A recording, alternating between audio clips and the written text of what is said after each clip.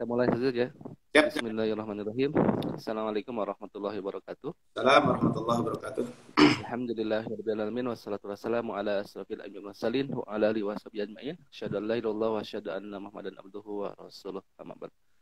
Alhamdulillah sahabat cendekia muda, di pagi hari ini Allah senantiasa masih memberi kesempatan pada kita, kesempatan usia, kesempatan bisa hadir di majelis. Ini menjadi sebuah kenikmatan yang sangat luar biasa di pagi hari ini dan tentunya patut kita syukuri.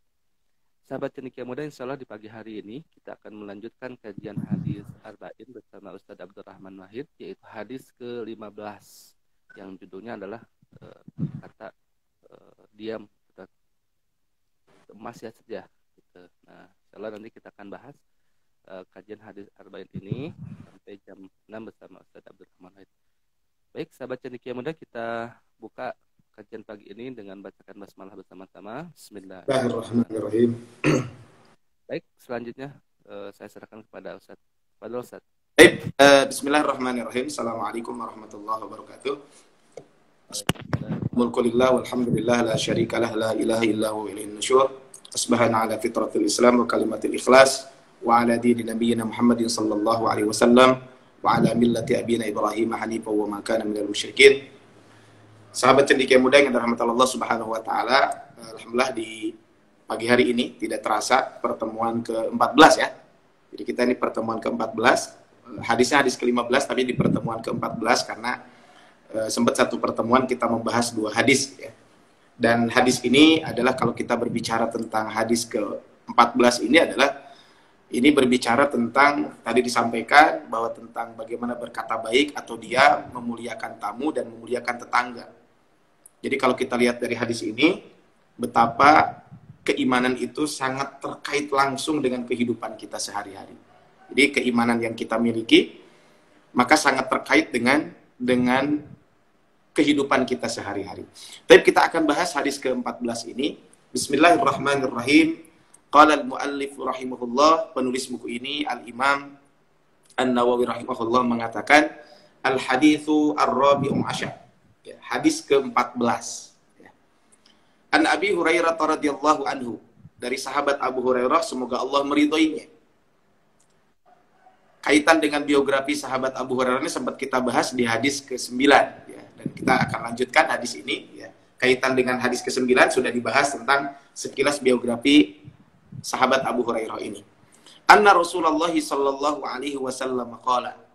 Sesungguhnya Rasulullah sallallahu alaihi wasallam bersabda, "Man kana yu'minu billah." Ya. Barang siapa yang beriman kepada Allah. Maksudnya adalah siapa saja yang beriman dengan keimanan yang benar dan sempurna kepada Allah Subhanahu wa taala. Jadi siapa saja yang beriman dengan keimanan yang benar dan keimanan yang sempurna kepada Allah Subhanahu wa taala. Sehingga kata Syekh Ismail Al-Ansari, beliau mengatakan, "Man kana yu'min." Nah, kata-kata yu'min itu adalah al-iman al-kamil. Itu keimanan yang sempurna. Al-munji min adzabillahi, yang mana dengan keimanan itu dapat menyelamatkan seseorang dari siksa Allah Subhanahu wa taala. Ya. Al-musiru ila ridahu. Kemudian ya, sampai ya, atau menyampaikan kepada keridhaan Allah Subhanahu wa taala. Jadi kalau kita lihat dari hadis ini, siapa yang beriman kepada Allah Subhanahu wa taala. Nah, keimanan yang ini adalah keimanan yang benar.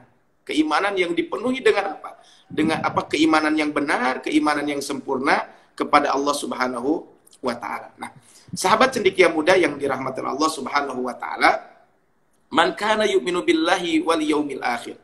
Siapa yang beriman kepada Allah dan hari akhir. Nah, kemudian beriman kepada Allah kenapa? Karena Allah telah menciptakan kita semuanya. Alladzi khalaqaka. Allah telah menciptakan kita semuanya. Nah, kemudian wal yaumil akhir, dan beriman kepada hari akhir. Itu beriman kepada hari kiamat dan semua kejadian setelah hari kiamat. Itu maksudnya. Jadi kita beriman kepada semua kejadian setelah hari kiamat. Nanti ada yaumul ba'ti, hari kebangkitan. Ada yaumul mahsyar, hari orang dikumpulkan di padang mahsyar. Yaumul mizan, hari ditimbangnya amal. Kemudian yaumul hisab, hari perhitungan amal kita semuanya. Dan yaumul jaza, hari pembalasan. Nah, jadi yaumil akhir itu adalah beriman kepada hari kiamat dan apa yang terjadi setelah hari kiamat. Itu yang dimaksud dengan wal yaumil akhir. Ya. Makanya kata Syekh Ismail Al-Ansari beliau mengatakan wal yaumil akhir annahu sayujazi fihi bi amalihi. Itu maksud beriman kepada hari akhir ini adalah pada saat itulah amal akan diberikan balasan. Sahabat cendekia rahmat Allah Subhanahu wa taala, jika ada pertanyaan mungkin bisa dikirim di kolom chat ya, atau mungkin bisa nge-DM ke akun Cendekia Muda ya. Mangga ya. Tapi kita lanjutkan kembali ya. Al-Habib Ibnu Hajar Al-Asqalani ketika menjelaskan man kana yu'minu billahi wal yaumil akhir. Kata beliau, "Ai man amana billahi alladzi khalaqahu." Siapa yang beriman kepada Allah yang telah menciptakannya. Wa amana bi annahu sayujazihi bi amalihi. Dan dia beriman kepada hari akhir, maksudnya adalah beriman bahwa dia akan dibalas kaitan dengan amal yang pernah dia lakukan. Faliyab al-khisal al-madhkur. Maka hendaklah dia melakukan pekerjaan-pekerjaan yang akan disampaikan pada kesempatan kali ini dalam hadis ini. Makanya tadi, keimanan sangat erat kaitannya dengan kehidupan masyarakat. Ya, jadi keimanan itu sangat erat kaitannya dengan kehidupan kita sebagai orang beriman dan kehidupan kita sebagai manusia. Bagaimana kehidupan sehari-hari ini dikaitkan dengan keimanan. Kenapa? Karena bagi kita orang-orang yang beriman, apa yang kita lakukan di dunia, kita masih ingat akan pembalasan Allah kelak di hari kiamat. Sehingga, man kana yu'minu billahi wal yaumil akhir, maka siapa saja yang beriman kepada Allah dan hari akhir, maka kerjakanlah perbuatan-perbuatan yang disebutkan di dalam hadis ini. Ya tentu ada hadis lain, tapi minimal dalam hadis yang kita bahas hari ini ada 3 hal. Yang pertama adalah falyakul khairan. Hendaklah dia berkata baik. Nah, di sini kan falyakul. Di sini ada perintah, artinya al-amr. Yang mana dalam kaidah dalam kaidah disebutkan bahwa asal dari perintah itu adalah al-aslu fil amri lil wujub. Hukum dasar dari sebuah perintah adalah kewajiban. Sehingga kalau ada perintah di sini berarti falyakul khairan. Kalau kita beriman kepada Allah dan hari akhir, maka hendaklah dia berkata yang baik. Maka apa? Maka faliyakul khairan. Nah, khairan ini adalah banyak contohnya. Ya, faliyakul khairan. Berkata baik itu apa? Berkata benar, berkata jujur, berzikir kepada Allah Subhanahu wa taala, melaksanakan amal ma'ruf nahi mungkar, menyampaikan ilmu yang bermanfaat dan lain sebagainya. Ketika kita tilawatil Quran, ketika kita membaca zikir pagi dan sore hari, ketika kita membaca zikir di dalam segala aktivitas kita, mulai bangun tidur, kita masuk kamar mandi, keluar kamar mandi, itu kan zikir, faliyakul khairan, itu termasuk mengatakan yang baik. Atau ketika ada orang yang melaksanakan larangan Allah Subhanahu wa taala, terjerumus kepada larangan Allah Subhanahu wa taala. Wa fiikum barakallah, ya. Nah, ada orang yang terjerumus, maka kita ingatkan.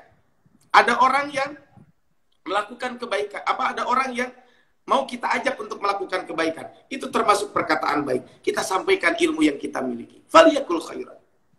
Kemudian kata Rasul, awliyasmut. Atau hendaklah dia. Ya. Maksud adalah awliyasmut, kata Imam Nawawi, berasal dari kata somata. Ya. Yasmutu. Ya. Somtan wasumutan wasumata. Jadi somata yasmutu, somtan wasumutan wasomatan. Maknanya adalah sakata. Artinya adalah diam. Makanya kata Al-Imam An-Nawawi ketika mengatakan dalam hadis ini, ketika beliau menjelaskan tentang hadis, faliyakul khairan awliyasmut. Apa kata beliau? Hendaklah dia berkata baik atau diam.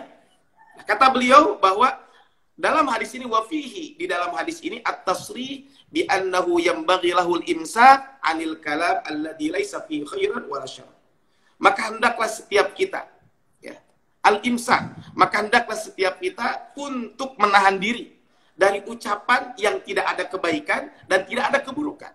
Jadi bagi kita sebagai orang yang beriman, jangankan perkataan yang buruk, perkataan yang tidak baik, ya, perkataan yang di situ tidak ada kebaikan, di situ juga tidak ada keburukan, atau perkataan yang boleh, maka hendaklah kita menghindarinya. Ini kembali kepada hadis yang sempat kita bahas, min husni islamil mar'i tarkuhu ma la ya'ni. Di antara baiknya Islam seseorang, dia meninggalkan sesuatu yang tidak bermanfaat. Kenapa kita harus melakukan itu? Perkataan yang tidak ada dampak buruknya, tidak ada dampak baiknya, itu perkataan yang mubah, lebih baik kita tinggalkan juga. Kenapa? Karena yang namanya perkataan itu, biasanya perkataan yang mubah, itu bisa jadi menggiring kepada sesuatu hal yang diharamkan oleh Allah Subhanahu wa Ta'ala. Maka falyakul khairan aw liyasmut. Hendaklah dia berkata baik atau hendaklah dia diam. Syekh Utsaimin rahimahullah ketika menjelaskan tentang hadis ini, wal maksud bihadhihi sighah. Maksud objek dari kalimat ini, maksudnya apa? Anjuran al-hadd wal ighraq. Anjuran dan motivasi supaya kita selalu berkata yang baik, atau kalau enggak kita diam. Ya, kita selalu berkata yang baik, kalau enggak kita diam. Kenapa? Ka'annahu qala, seolah-olah Rasulullah SAW bersabda, in kunta tu'minu billahi wal yaumil akhir faqulil khair aw iskut. Katakan jika kamu beriman kepada Allah dan hari akhir, berkata yang baik, kalau enggak kamu diam. Maka kalau kita lihat, ya, jika kita perhatikan kaitan dengan hadis ini, substansi dari kalimat ini adalah bimbingan dari Nabi SAW kepada umatnya untuk menjaga lisan. Nanti ada hadis khusus ya, di hadis nomor 20 sekian. Kita akan bahas khusus tentang betapa banyak orang yang masuk neraka gara-gara apa? Gara-gara lisannya. Amin. Jazakallah khair Pak Asep. Ya. Tapi kita lanjutkan kembali. Ya. Kita lihat dalam hadis Nabi lain. Al-muslimu, kata Rasulullah, seorang muslim, man salimal muslimuna min lisanihi wa yadihi. Seorang muslim adalah orang muslim yang lainnya itu selamat dari gangguan lisan dan tangannya. Nah, berarti kalau kita lihat hadis yang barusan kita sampaikan, hadis ke-15 ini mengajarkan kepada kita semuanya betapa pentingnya kita selalu menjaga lisan kita. Lisan kita jaga. Kenapa? Karena seorang muslim itu adalah muslim yang lainnya selamat dari lisan dan tangannya. Artinya dia selalu menjaga perbuatannya tersebut tidak menyakiti orang lain dan lain sebagainya. Bahkan dalam hadis lain, ketika Rasul ditanya, mal Islam, apakah ini maksud dengan Islam? Kata Rasul, Islam itu adalah an yuslima qalbuka lillahi azza wa jalla. Islam itu adalah hendaklah engkau pasrahkan hatimu untuk Allah Subhanahu wa Ta'ala. Pasrahkan hati kita untuk Allah, wa an yaslamal muslimuna min lisanika wa yadika. Dan hendaklah menjaga muslim lainnya dari lisanmu dan tanganmu. Arti kita jaga lisan kita. Kita jaga tangan kita tidak menyakiti saudara-saudara kaum muslimin yang lain. Maka betul kata Rasul dalam hadis lain, man somata najat. Siapa yang diam maka dia akan selamat. Nah, ini adalah kalau kita berbicara tentang ini. Bahkan Rasul ketika berbicara tentang lisan ini disebutkan berbagai macam kebaikan, kata Rasul, fa illam tutik dzalika. Jika kamu tidak bisa mengatakan itu, fakuffa lisanaka illa minal khair, maka jagalah lisanmu supaya tidak mengucapkan sesuatu kecuali itu adalah kebaikan. Man najat, kata Rasul, apa yang dimaksud dengan keselamatan? Kata Rasul, amsik alaika lisanak, jagalah olehmu lisan, itu adalah keselamatan. Jadi hadis ini satu adalah kalau kita beriman kepada Allah dan hari akhir, jagalah lisan kita. Nah, mungkin kalau zaman sekarang, jaga lisan kita termasuk jaga jempol kita. Jadi jaga jempol kita, ya. Mungkin kalau dulu ada istilah ada ungkapan bahasa Arab, afatul lisan, ya, afatul insan fi hifdil lisan. Kecelakaan seseorang itu karena dia selamat atau celakanya seseorang ketika dia bisa menjaga lisan. Mungkin kalau sekarang afatul insan fi hifdil ibham. Jadi selamatnya seseorang tuh kalau bisa jaga jempol. Jadi ini ungkapan ya, ini mah zaman sekarang mungkin ya. Lisan bisa juga, ya mungkin kalau sekarang kita tidak ngomong secara verbal, secara langsung, tapi bisa jadi dengan jempol kita melalui media sosial. Nah, ini mungkin faliyakul khairan aw liyasmut. Kalau kita bermedsos juga mungkin, maka manfaatkan medsos untuk melakukan kebaikan-kebaikan. Baik, sahabat cendekia muda yang dirahmati Allah Subhanahu wa Ta'ala. Kemudian yang kedua, kata Rasul, man kana yu'minu billahi wal yaumil akhir. Siapa saja yang beriman kepada Allah dan hari akhir. Apa kata Rasul? Falyukrim jaruhu, maka hendaklah dia ya menjaga atau memuliakan tetangganya. Makanya tadi ini berat kaitannya dengan kehidupan sehari-hari. Pertama, jaga lisan kita. Yang kedua, muliakan tetangga. Maksudnya adalah bagaimana memuliakan tetangga? Kita berbuat baik kepada tetangga. Kemudian tidak menyakiti tetangga, baik dengan lisan atau dengan tangan. Kembali kepada hadis tadi. Maka paliyakul khairan aw liyasmut. Di antara berbuat baik kepada tetangga, jaga lisan kita. Jaga tangan kita, tidak boleh menyakiti. Tidak mengganggu ketenangan mereka dengan kegaduhan dan lain sebagainya.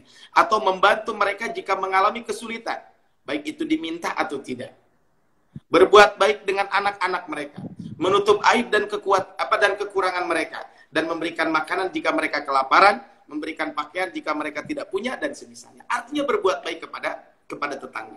Makanya Al-Imam Abu Walid Al-Baji rahimahullah mengatakan, ya, kaitan dengan ini, kata beliau, anna dzalika min syara'i'il iman. Sesungguhnya hal tersebut merupakan di antara aturan keimanan. Wa anna kulla mu'minin billahi wa bithawabi wal iqabi fil akhirah.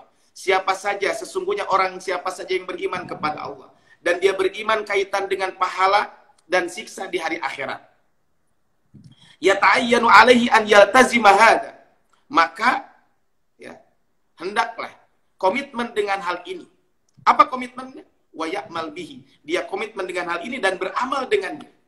Fa innallaha azza wa jalla qala. Allah Subhanahu wa taala berfirman di dalam Al-Qur'an, kaitan bagaimana kita berbuat baik kepada tetangga. Ya, bagaimana kita berbuat baik kepada tetangga. Wa'budullaha wa la tusyriku bihi syai'an. Dan hendaklah dan sembahlah Allah dan janganlah kamu mempersekutukannya. Kemudian kata Allah Subhanahu wa taala, wabil walidaini ihsana, dan kepada kedua orang tua hendaklah berbuat baik. Kemudian wadil kurba, kepada kerabat, wal yatama, dan anak-anak yatim, wal masakin, dan orang-orang miskin, wal jaridil kurba wal jaril junub. Dan hendaklah kalian berbuat baik kepada tetangga dekat dan tetangga jauh. Bayangkan, tetangga dekat dan tetangga jauh. Kalau kita lihat dari ayat ini, bagaimana Allah Subhanahu wa taala dalam ayat ini menggabungkan antara beriman kepada Allah dan tidak menyekutukan Allah dengan berbuat baik kepada tetangga. Apa yang dimaksud dengan wal jaridil qurba? Ini disebutkan di dalam surat An-Nisa, ya, di dalam surat An-Nisa, ya. Allah Subhanahu wa taala menyebutkan kaitan dengan ini, ya. Apakah yang dimaksud dengan wal jaridil qurba? Ya. Dalam surat An-Nisa ayat ke-36 ini disebutkan wal jaridil qurba. Apa yang dimaksud dengan jaridil qurba? Jaridil qurba itu adalah alladzi bainaka wa bainahu qarabah.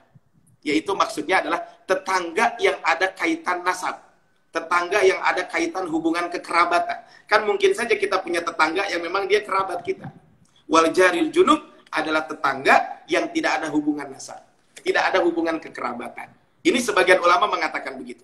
Sebagian lagi mengatakan bukan. Yang namanya tetangga dekat itu adalah muslim. Sedangkan tetangga jauh adalah non-muslim. Sebagian lagi mengatakan tetangga dekat adalah perempuan. Sedangkan tetangga jauh adalah laki-laki.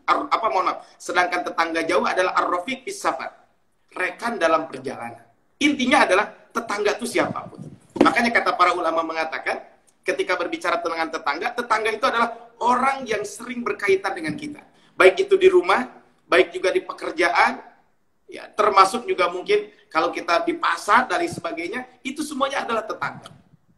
Sehingga ketika ditanya, apa batasan tetangga? Sebagian ulama mengatakan batasan tetangga itu adalah orang yang sama-sama sholat subuh berjamaah di masjid. Karena biasanya kalau sholat subuh berjamaah di masjid-masjid itu biasanya warga sekitar. Jarang warga yang lain. Pasti biasanya warga orang di situ. Saya kebetulan dekat rumah ada masjid. Biasanya kalau sholat duhur, sholat asar mungkin ada karyawan atau ada yang kerja, ya, dan lain sebagainya. Tapi biasanya kalau sholat subuh adalah ya memang warga sekitar. Sebagian lagi mengatakan yang sama-sama mendengarkan adzan. Ada lagi yang mengatakan sama-sama mendengarkan iqamah. Ada lagi yang namanya tetangga itu adalah batasan yang 40 ke kanan, 40 ke kiri, dan seterusnya.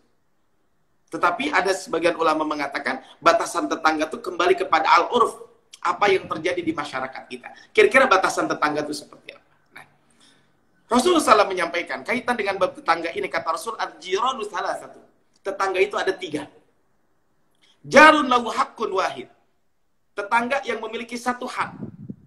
Yaitu haqqul jiwat. Yaitu hak sebagai tetangga. Siapa dia? Wa wa'adnal jiran haqqa. Dia adalah tetangga yang memang hanya memiliki satu hak, ya. Dia mendapatkan apa? Hakul jiran, yaitu hak sebagai tetangga saja, yaitu wa wa'adnal jiran haqqan. Kemudian wajarun lahu haqqan, ada tetangga memiliki 2 hak. Siapakah dia? Ya. Dia itu adalah tetangga yang memiliki dua hak itu adalah jarun muslim. Dia seorang tetangga yang mana dia seorang muslim. Pertama adalah hakul jiwar, hak dia sebagai tetangga. Yang kedua adalah hakul Islam, hak dia sebagai seorang muslim. Nah, yang ketiga adalah tetangga yang memiliki salah satu hukuk. Tetangga yang punya 3 hak dari kita. Siapa dia? Dia seorang tetangga muslim saudara kita. Pertama, dia adalah sebagai tetangga. Yang kedua, dia sebagai seorang muslim. Yang ketiga adalah durahim lahu. Artinya dia kerabat kita. Tentu dia punya 3 hak. Nah, ini adalah kalau kita berbicara dengan tetangga. Kan kita pasti bertetangga seperti itu. Ada yang memang kerabat kita. Ada yang bukan kerabat. Ada muslim, ada non-muslim. Semuanya adalah tetangga. Bahkan kata Al-Imam Ibnu Hajar Al-Asqalani, yang namanya tetangga itu bisa jadi muslim, bisa jadi non-muslim. Ya. Bisa jadi dia orang baik, bisa jadi orang tidak baik. Bisa jadi dia memberikan manfaat, bisa jadi memberikan madarat. Bisa jadi dia saudara kita, bisa jadi bukan. Bisa jadi dia satu negeri, bisa juga bukan. Ya, maksudnya adalah sama-sama satu negara. Atau mungkin sama-sama satu suku, bisa juga enggak. Itu yang namanya tetangga itu adalah seperti itu. Dan semuanya punya hak masing-masing. Ini adalah kalau kita berbicara tentang bab tetangga ini. Makanya kita harus selalu berbuat baik kepada tetangga. Nah, cuman pertanyaannya adalah tetangga mana yang harus kita berbuat baik? Mana yang lebih diutamakan? Ketika itu Sayyidah Aisyah pernah ditanya. Sayyidah Aisyah pernah bertanya, bukan ditanya. Ya Rasulullah, innali jaraini. Saya punya 2 tetangga. Fa ila ayyihima uhdi. Kepada tetangga mana saya harus memberikan hadiah? Maka qala, Rasul menjawab, ila aqrabihima minka baban. Tetangga yang paling dekat pintunya. Nah, jadi kalau kita prioritas tentu kan tetangga banyak tadi. Tapi contohnya kita terbatas nih. Kita pingin memberikan hadiah. Atau kebetulan kita masak apa gitu ya. Kita pingin memberi sesuatu. Maka mana tetangga yang harus kita prioritaskan? Maka yaitu tetangga yang paling dekat dengan pintu kita. Nah, makanya sahabat cendekia muda yang dirahmati Allah Subhanahu wa taala, mungkin bisa jadi nih, sahabat guru cendekia muda, maka kita punya tetangga di sekolah. Ya, apa berarti apa? Sekolah kita di situ ada tetangga. Nah, tolong berbuat baik kepada mereka. Kemudian para guru, ya sesama guru, ya di rumah memang mungkin bisa jadi bukan tetangga, tapi ketika kita sudah ngajar di situ kita bertetangga. Kemudian juga mungkin wali murid juga sama, ya seperti itu. Nah, ini adalah kalau kita berbicara dengan tetangga. Nah, tadi kata Rasul, kepada siapa kata Sayyidah Aisyah? Kepada siapa kami harus berbuat baik? Maksudnya adalah kalau diprioritaskan, saya punya 2 tetangga. Mana yang saya prioritaskan? Maka kata Rasulullah, kepada yang paling dekat rumahnya. Kata Al-Hafidz Ibnu Hajar Al-Asqalani, kenapa kok yang paling dekat rumahnya? Kata beliau, qila al-hikmatu fihi. Hikmahnya kenapa kita kepada tetangga yang terdekat? Ya. Annal aqrab yara ma yadkhulu baita jarihi min hadiyah. Karena kalau tetangga itu kan sangat tahu kalau ada orang pulang dari luar kota, dari sebagainya, mungkin dia bawa hadiah, dia lain sebagainya, tentu dia akan lebih tahu kaitan dengan bab ini. Dan kata Al-Hafidz Ibnu Hajar Al-Asqalani, ya tadi kata beliau, tentu jika kita membawa hadiah kepada tetangga agak jauh dan melewati tetangga dekat, tentu bisa melahirkan fitnah. Seperti iri hati, dengki, dan lain sebagainya. Contohnya ada 2 tetangga nih, kita ngasih yang agak jauhan dikit gitu. Ya tentu tetangga yang paling dekat rumah tahu kenapa dia nggak ngasih ke saya. Nah, ini kan bab seperti ini tentu akan membuat iri dan lain sebagainya. Kemudian kata Al-Hafidz Ibnu Hajar Al-Asqalani, kenapa kok kita memberikan kepada tetangga yang terdekat? Hikmahnya apa? Kemudian kata beliau, karena tetangga yang lebih dekat itu, dia akan lebih cepat dalam memberikan bantuan ketika terjadi apa-apa. Kalau kita ada musibah, contohnya meninggal dunia, atau naudzubillah ada kebakaran dan lain sebagainya, pasti siapa yang akan membantu paling dekat? Ya tentu tetangga yang paling dekat. Ini adalah kaitan dengan bab ini. Apalagi contohnya hanya tadi saat lengah dan lain sebagainya. Sehingga Imam Ibnu Abi Jamrah mengatakan, memberikan hadiah kepada tetangga yang lebih dekat adalah mandub sunnah. Karena pada dasarnya hadiah bukan wajib. Maka tidaklah wajib pula memberikan hadiah berdasarkan urutan, arti kedekatan rumah. Tapi mengambil pelajaran dari hadis bahwa menjalankan perbuatan yang lebih tinggi adalah lebih utama dilakukan, dan di dalamnya terdapat pengutamaan ilmu di atas amal. Ini kaitan dengan bab ini. Nah, Bapak Ibu sahabat cendekia muda yang dirahmati Allah Subhanahu wa taala, kalau kita berbicara tentang ini maka apa? Maka kita semuanya adalah tetangga yang terdekat itu yang kita prioritaskan. Ini sekalian ada pertanyaan ya dari Teh Yuli ya. Teh Yuli Rizki Malika. Bila tetangga yang terdekat non-muslim berarti boleh, Ustaz? Iya. Bahkan kalau tetangga non-muslim pun tetap kita harus melakukan itu. Ada kisah, ya, disebutkan ada kisah bahwa seorang sahabat dia punya, punten ya, bahasa kita mungkin punya pembantu lah. Nah, pembantunya itu harus menyembelih seekor kambing. Kemudian kata tuannya itu, wahai fulan, mungkin kalau kita ya, wahai fulan, kamu sudah ngasih sesuatu nggak ke tetangga kita? Beliau menjawab belum. Sampai diulang 3 kali. Kemudian ditanya, kenapa kamu tidak memberikan sesuatu tersebut kepada tetangga tersebut? Ya. Padahal Rasul mengatakan dalam sebuah hadis, Mazala Jibril yusini bil jar. Malaikat Jibril ketika datang selalu berwasiat tentang tetangga. Tetangga. Hatta dhanantu annahu sayuwarrithuhu. Sampai aku mengira bahwa tetangga itu akan mendapatkan apa? Akan mendapatkan warisan.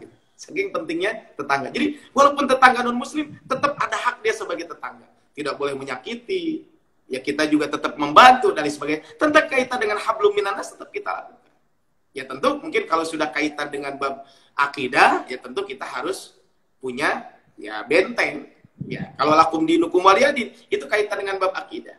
Ya kalau dia tetangga tersebut ya merayakan hari rayanya, melakukan ibadahnya, ya kita hormati, silakan dia melakukan itu. Tapi jangan sampai kita ikut-ikutan ke situ dan lain sebagainya. Ya tetap bab tetangganya tetap dilakukan, bab hablum minan nasnya tetap dilakukan. Justru dengan kita berbuat baik kepada tetangga tersebut, ya baik itu tetangga non muslim bisa jadi mungkin tertarik dengan Islam. Dengan apa? Dengan kita berbuat baik. Atau bisa jadi kalau tetangga tanda petik kurang baik, kita lakukan kebaikan-kebaikan, mudah-mudahan dia menjadi baik kaitan dengan bab ini. Bahkan Rasul mengancam dalam sebuah hadis, la yadkhulul jannata man la ya'manu jaruhu biwa'iqihi. Ya. Tidak akan masuk surga seorang tetangga ya, yang tetangga tersebut tidak aman yang mana ya, tidak akan masuk surga orang yang tetangganya tidak aman dari keburukannya. Jadi kalau ada dia seorang tetangga, ada seseorang bertetangga dan tetangganya tidak merasa aman dengan keberadaan dia. Mungkin dia melakukan apa dari sebagainya. Mungkin sampah kadang mungkin buang sampah ke halaman tetangga ataupun parkir di depan rumah tetangga sampai menghalangi tetangga dan lain sebagainya. Ini tetap harus kita perhatikan kaitan dengan tetangga ini. Bahkan ada sebuah hadis, jadi ada seorang wanita ya diceritakan oleh salah seorang istri Nabi tentang sholat dan lain sebagainya. Kemudian disebutkan, tapi dia itu tidak baik kepada tetangga, katanya. Maka kata Rasulullah, dia min ahlinna. Dia termasuk penduduk neraka. Nah, ini adalah kaitan dengan bab ini. Sehingga kata Rasul dalam hadis lain mengatakan, man kana yu'minu billahi wal yaumil akhir fala yu'di jarahu. Siapa saja yang beriman kepada Allah dan hari akhir, maka janganlah dia menyakiti tetangganya. Jadi, jangan dia menyakiti tetangganya. Kenapa? Karena tadi menyakiti tetangga bisa menyebabkan dia masuk ke dalam neraka. Ini dalam sebuah hadis Rasul menyampaikan seperti itu. Jadi tadi ada seorang wanita terkenal dengan sholatnya, dengan saumnya dan lain sebagainya. Tetapi ghairu anha tu'di jiranaha bilisaniha. Tapi tetangganya itu merasa tersakiti dengan lisannya. Kata Rasul, hiya finnar. Dia termasuk ahli neraka. Dia termasuk ahli neraka. Nah ini adalah kaitan dengan ini. Tapi ketika ada tetangga, ya, tetangga tersebut mungkin sholatnya tidak, sholat sunnah tentu ya, sholat sunnahnya tidak terkena dengan sholat sunnahnya, kemudian juga saum sunnahnya juga mungkin tidak terlalu banyak, tetapi dia ya selalu tasaddaqu bil athwari minal aqid wala tu'di jiraniha bilisabiha. Tapi dia selalu bersedekah ya bersedekah kepada tetangga, kepada yang lain. Kemudian dia tidak menyakiti tetangga dengan lisannya. Kata Rasul, hiya fil jannah. Dia termasuk ahli surga. Intinya adalah hablum minallah kita harus kuat, tapi juga jangan lupa hablum minannas. Dan hablum minannas yang terdekat dengan kita siapa? Selain keluarga adalah tetangga. Ini adalah kalau kita berbicara tentang tetangga ini. Kemudian yang terakhir adalah di hadis ini kata Rasulullah SAW, man kana yu'minu billahi wal yaumil akhir. Siapa saja yang beriman kepada Allah dan hari akhir, falyukrim dhaifahu. Maka hendaklah dia memuliakan tamunya. Nah, ini adalah berikutnya adalah setelah tadi memuliakan tetangga, kemudian berikutnya adalah hendaklah dia memuliakan tamunya. Nah, sahabat cendekia muda yang dirahmati Allah Subhanahu wa taala, ya, ini kaitan dengan memuliakan tamu. Nah, bagaimana memuliakan tamu? Memuliakan tamu itu adalah bil basyr fi wajhi. Ya, dengan memuliakan tamu menampakkan wajah yang berseri-seri. Kemudian wati bil hadisi ma'ahu. Kemudian kalau berbicara dengan berbicara yang baik. Wa ihdarul mutayassir. Kemudian juga memberikan kemudahan. Nah, jadi mungkin ini buat CS lah khususnya gitu ya, customer service gitu ya, atau mungkin buat front office gitu ya, yang mana berinteraksi dengan para tamu ya.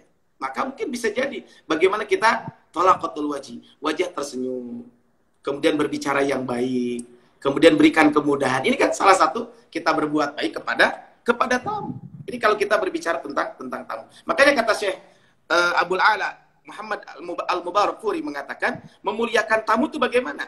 Kata beliau, memuliakan tamu itu adalah dengan wajah berseri-seri tadi. Kemudian ucapan yang baik. Kemudian memberikan jamuan selama 3 hari 3 malam. Ya. Tentu memberikan jamuan selama 3 hari 3 malam itu sesuai dengan apa? Ketentuan dan yang mudah baginya. Artinya tidak mempersulit dia. Kemudian sisanya dengan memberikan apa yang ada padanya dengan tanpa memaksa dan tidak memberatkan diri tidak memberatkan diri tamu dan juga dirinya. Ini adalah kalau lebih dari 3 hari itu mah kebaikan saja buat orang tersebut. Makanya kalau kita berbicara tentang tamu, etika ataupun adab kita sebagai tuan rumah satu, ya kalau kita sebagai tuan rumah yang baik, satu tentu niatkan niat yang benar. Kalau ada tamu kita terima dengan niat yang benar, niat karena Allah Subhanahu wa taala. Terima tamu dengan baik. Tadi sudah disampaikan, menerima tamu dengan baik dengan wajah berseri-seri dan sebagainya. Ada ungkapan bait syair mengatakan, wa mal khasbul lil adjafi an yaksurul qira. Yang menyenangkan tamu bukanlah banyaknya hidangan, walakin nama wajhul karimi khasibu. Namun dengan yang membuat tamu itu senang adalah dengan wajah yang berseri-seri.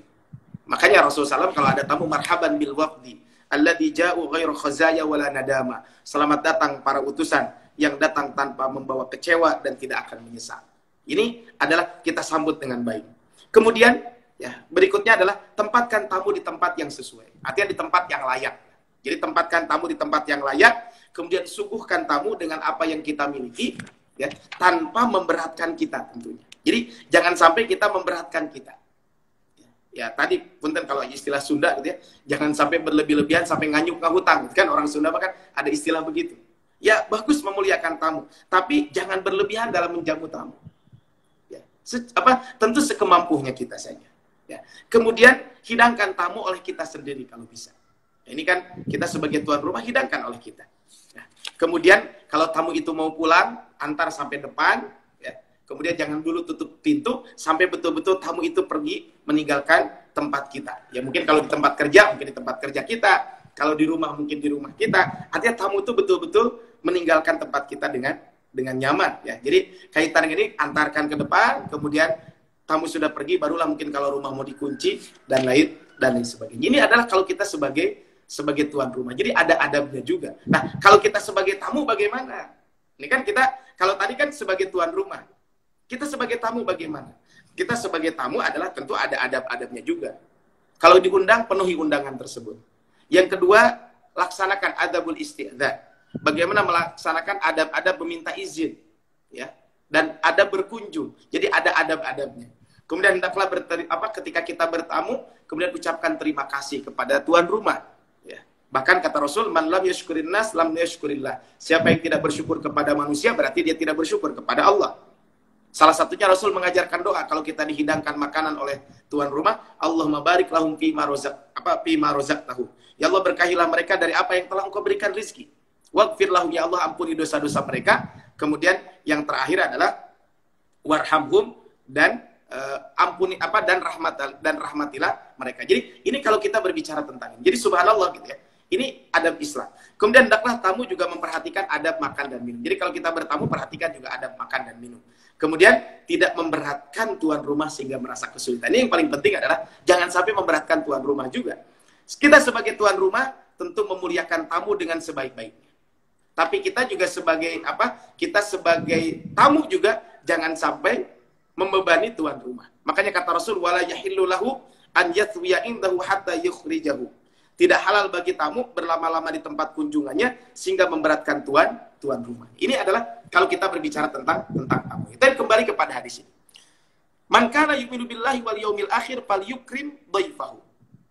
Kata Imam Abdul Walid Sulaiman bin Khalaf Al-Baji Al-Maliki rahimahullah mengatakan, kata beliau ini merupakan adab-adab Islam, tuntunan syariat dan hukum-hukumnya. Kemudian wadiyafatu min sunanil mursalin. Dan yang namanya menjamu tamu merupakan sunnah para rasul. Kita lihat di dalam surat Az-Zariyat ya, ketika berbicara tentang tamu Nabi Ibrahim alaihissalatu wassalam. Hal ataka haditsu dhaifi Ibrahim al-mukramin. Ya. Maka sudahkah sampai kepada Muhammad berita tentang tamu Nabi Ibrahim alaihissalatu wassalam yang dimuliakan, yaitu para malaikat. Jadi kaitan dengan ini, bagaimana di sini fawasafahum bi annahum ukrimu, tamu tersebut dimuliakan. Bahkan disebutkan dalam hadis ini, dalam ayat ini, hal ataka haditsu dhaifi Ibrahim al-mukramin iddakhalu alaihi faqalu salama qala salamun qaumun munkarun faragha ila ahlihi faja'a bi ijlin samin. Bayangkan bagaimana Nabi Ibrahim alaihissalatu wassalam ketika datang tamu itu mulia. Kemudian tamu mengucapkan salam dan dijawab oleh Nabi Ibrahim. Kemudian beliau sembunyi-sembunyi atau diam-diam ke belakang, ke rumah keluarganya untuk disuruh menyiapkan makanan. Ketika makanan sudah siap, maka beliau menghidangkan makanan tersebut. Ini makanya pawasafahum bi annahum ukrimu. Maka wahya wajibatun indal lais. Makanya menurut Imam Al-Lais, memuliakan tamu itu adalah kewajiban. Yauman wa lailah, satu hari satu malam. Wa khalafa fi dzalika jami'ul fuqaha. Tapi mayoritas para fuqaha mengatakan bukan kewajiban satu hari satu malam tersebut. Ya, karena Rasul ketika disebutkan bahwa apa? Bagaimana kita memuliakan tamu? Faqala fal yukrim dhaifahu wa lam yaqul fal yaqdihi haqqahu. Jadi muliakan tamu. Nah, memuliakan tamu itu adalah tadi ya, bagaimana kita dalam hadis ini memuliakan tamu, bukan penuhi kebutuhannya. Ya kalau kita tidak mampu memenuhi kebutuhan, enggak masalah. Yang penting kita muliakan mereka. Wal ikram laisa biwajib. Sedangkan yang namanya memuliakan itu bukan termasuk wajib. Wal jaizatu tafdhalu la wajib. Memberikan sesuatu kepada tamu adalah keutamaan, bukan satu kewajiban. Sahabat cendekia muda yang dirahmati Allah Subhanahu wa taala, dari hadis yang barusan disampaikan, ada beberapa pelajaran penting buat kita semuanya. Yang pertama adalah bahwa ya, kalau kita berbicara tentang keimanan, maka keimanan itu sangat erat kaitannya dengan kehidupan kita sehari-hari. Artinya kalau kita beriman kepada Allah, beriman kepada Rasul, malaikat, termasuk beriman kepada hari akhir, maka dampaknya itu adalah dalam kehidupan sehari-hari. Makanya dalam pembahasan ini, bagaimana orang beriman kepada Allah dan hari akhir, dia selalu menjaga lisan tidak menyakiti. Kemudian dia juga selalu memuliakan tamu. Dan dia juga selalu apa? Yang dia lakukan adalah bagaimana dia memuliakan tetangga. Kemudian yang kedua adalah Islam menyerukan kepada sesuatu yang dapat menumbuhkan rasa cinta dan kasih sayang di kalangan individu masyarakat muslim. Makanya salah satu yang membuat apa? Yang membuat tumbuh rasa cinta, maka Islam menyerukan untuk melakukan itu. Ya tadi dengan perkataan yang baik kan orang tidak tersakiti. Tentu disitulah akan tumbuh namanya rasa cinta dan lain sebagainya. Nah, itu adalah pelajarannya. Kemudian berikutnya, sahabat cendekia muda rahmat Allah Subhanahu wa taala, berkata yang baik itu lebih utama dibandingkan dia. Saya ulangi. Berkata yang baik itu lebih utama dibanding kita diam. Walaupun mungkin kalau orang barat mengatakan diam itu adalah emas. Nah, ini kan diam itu adalah emas. Makanya katanya ini mah canda ya. Ini mah jadi diam itu adalah emas. Kalau ibu-ibu sudah diam katanya bawalah ke toko emas kan begitu. Tapi bukan itu maksudnya gitu ya. Tapi apa yang dikatakan oleh orang barat salah sebenarnya. Diam itu adalah emas. Bagi kita sebagai orang beriman, berkata yang baik itu lebih utama dibanding kita diam. Ya. Sebagaimana disampaikan ya dari Abul Qasim Al-Qusyari rahimahullah, asumtu bisalamatin wa huwal aslu was-sukutu fi waqtihi sifatur rijal kama anna nutqa ya fi maudhihi min asrafil khisal. Kata beliau mengatakan begitu. Maka kata Abul Qasim Al-Qusyari mengatakan, diam dengan kedamaian adalah hal yang menjadi dasar. Diam pada waktunya adalah sifat kesatria laki-laki. Sebagaimana berbicara pada tempatnya merupakan di antara perangai paling mulia. Sehingga apa? Sehingga kata Abu Ali Ad-Daqqaq mengatakan, barang siapa yang diam dari kebenaran, bahwa syaitonun akhras, maka dia itu adalah setan yang bisu. Ini artinya apa? Jadi kalau kita diam dari kebenaran itu tidak dibenarkan. Nah, makanya tadi bagi seorang yang beriman berkata yang baik itu lebih utama dibanding dia. Cuman kalau kita tidak bisa mengatakan sesuatu hal yang baik, maka barulah kita diam ketika itu. Ini pelajarannya. Kemudian berikutnya adalah memuliakan tetangga merupakan parameter keimanan kepada Allah dan hari akhir. Ya. Makanya kata Rasul dalam sebuah hadis, ya, tidaklah beriman kepadaku orang yang tidur dalam keadaan kenyang dan tetangga di sampingnya kelaparan. Padahal ia tahu. Ya kalau kita tahu tetangga kelaparan kan jangan sampai terjadi seperti itu. Nah mungkin kita semua juga harus lebih aware ya kaitan dengan di sekeliling kita. Artinya orang yang beriman itu, maka dia selalu memperhatikan di sekeliling dia. Jadi kata Rasul, tidak beriman kepadaku orang yang tidur dalam keadaan kenyang dan tetangga di sampingnya kelaparan padahal ia tahu. Ya kalau bab tidak tahu itu bab lain. Kalau kita tahu dia kekurangan makanan dan lain sebagainya. Wabil khusus mungkin di masa-masa pandemi ini ayo kita lihat ya teman-teman kita, mungkin kalau para guru sesama guru kita saling memperhatikan ya, atau mungkin wali murid juga saling memperhatikan. Sekolah dengan wali murid, kemudian wali murid juga dengan sekolah. Jadi semua hak dan kewajibannya sama-sama saling menunaikan. Nah, ini kalau kita berbicara tentang bab ini, maka adalah kalau kita berbicara tentang ini kaitan betapa pentingnya kita selalu memuliakan yang namanya tetangga. Laisal mu'min billadzi yashba'u wa jaruhu ja'i. Tidak beriman orang yang kekenyangan padahal tetangganya adalah kelaparan. Kemudian pelajaran berikutnya adalah memuliakan tamu juga merupakan parameter kualitas iman seseorang. Dengan kata lain bahwa ya, bagus imannya seseorang bisa terlihat dari perilaku dan bagaimana melayani tamu. Makanya kata Al-Qadhi Iyad mengatakan, "Anna man iltazama syara'i al-Islam", siapa saja yang komitmen terhadap ajaran-ajaran Islam, lazimahu ikramu jarahu wa dhaifahu. Maka hendaklah dia memuliakan tamu dan tentu juga dia memuliakan tetangganya, wabir rihima, dan selalu berbuat baik kepada tetangga. Nah, kemudian sahabat cendekia muda rahmat Allah Subhanahu wa taala, Islam sangat menjaga agar seorang muslim itu berbicara dengan pembicaraan yang bermanfaat, mencegah perkataan yang diharamkan, dia selalu juga pembicaraan itu terjaga sehingga tidak menyakiti tetangga, termasuk juga menyakiti tamu dan yang lain sebagainya. Ini adalah kaitan dengan bab ini. Sehingga sahabat cendekia muda yang rahmat Allah Subhanahu wa taala, maka ternyata iman itu sangat erat kaitan pengaruhnya dalam perilaku keseharian. Orang beriman kepada Allah, orang beriman kepada hari akhir, maka dalam perilakunya pun dia selalu baik. Kenapa? Karena dia tahu bahwa amal yang dia lakukan akan dibalas oleh Allah Subhanahu wa taala dan dia tahu bahwa Allah itu Maha melihat. Kembali kepada hadis nomor 2, anta budallaha ka'annaka tara fa illam takun tarahu fa innahu yaraka. Nah, inilah barangkali kajian di pagi hari ini kaitan dengan hadis arba'in nomor ke-15 ya, nomor ke-15 ya, tentang bagaimana berkata baik atau diam, memuliakan tetangga dan tamu. Itu 3 poin yang disebutkan di dalam hadis ini. Tapi itu saja mungkin, karena tadi ada satu pertanyaan udah terjawab ya pertanyaannya ya, cukup sekian mungkin kajian di hari ini. Insyaallah nanti kita lanjutkan di hadis ke-16. Ini hadis paling pendek ya. Hadis paling pendek ya di bab ke-16 ini, di dalam hadis arba'in ini adalah hadis ke-16, adalah ini hadis yang paling pendek. Insyaallah nanti kita akan bahas di pertemuan yang akan datang tentang hadis ke-16, itu la taghdab, jangan marah. Demikian Pak Ilham yang bisa sampaikan, sahabat cendekia muda yang disampaikan. Billahi taufiq wal hidayah. Assalamualaikum warahmatullahi wabarakatuh. Waalaikumsalam warahmatullahi wabarakatuh. Jazakallah Ustaz. Alhamdulillah. Nanti kajian hadis yang ke-16 juga berkaitan ya dengan hadis ke-15 ya Ustaz ya. Ya, insyaallah nanti.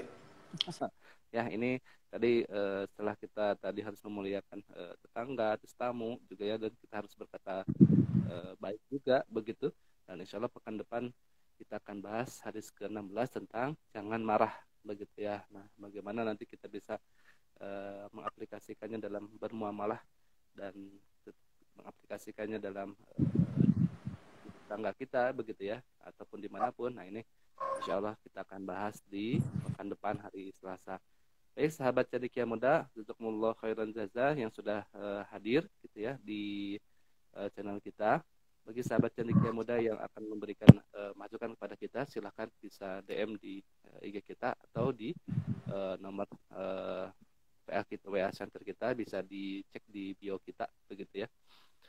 Baik sahabat cendekia muda, alhamdulillah kita tutup saja pertemuan kajian subuh pagi ini bersama Ustaz Abdul Rahman Wahid dengan doa khifatul majelis. Subhanallah wa bihamdika asyhadu an la ilaha illa anta astaghfiruka wa atubu ilaik. Assalamualaikum warahmatullahi wabarakatuh. Salam Ustaz. Ya, sami-sami. Mangga.